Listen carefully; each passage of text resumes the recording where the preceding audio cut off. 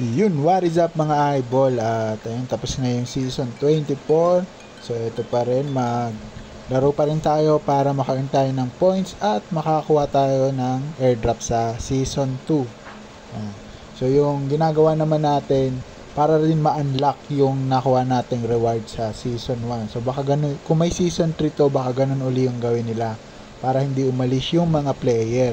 So ilalak uli nila yung season 2 reward para maglaro ng season 3. So wala pa naman silang dinagdag. Check natin dito sa pet collection.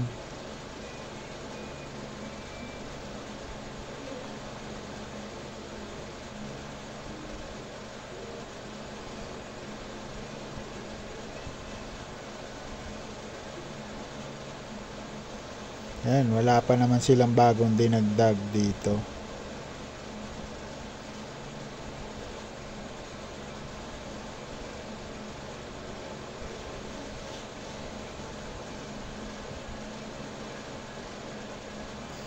So tapos dito season 25 rank down tayo. So di ako matak nung nakaraan, sabi ko magte-testing tayo pero hindi daw nakatak ng isang araw kaya hindi ko na tinuloy pa rank up sa champion tier. So na rank down na rin tayo sa master. So dito 3 times na yung reward na binibigay. So mas malaki na. Kapag kalimot ka ng isang araw, yun, laki agad ng lamang sa'yo. Ayan, sa per 600k. Dun sa champion 1.5M ata, parang huling silip ko yung bigayan.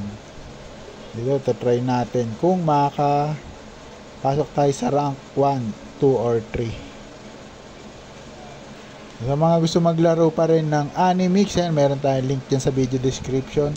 So hindi ko lang alam kung baka gawin uli nila yung criteria nung season 1. Kailangan mo gumastos at least 1 star. So kung ko-convert natin yun sa pesos, yung 1 star, 1 pesos yun. So nagbebenta ako ng star kung anong mga nilalaro mo dito sa Telegram. Ayun, pwede ka saan bumili ng star. So discounted star yun, mas mura tayo kaysa magre-rekta ka dito sa Telegram. So yan, rating nila ngayon sa Telegram, 100 star, 132 pesos. Pero pag sa atin, 1:1 lang yung bigay natin. 100 star, 100 pesos yung bigay natin.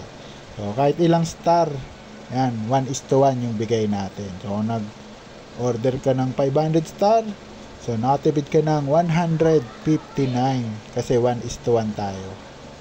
So yan, syempre gumastos din tayo dyan. Nag-try din ako ng mga star na yan. So yan, gamitin natin sa Duck Chain Animix.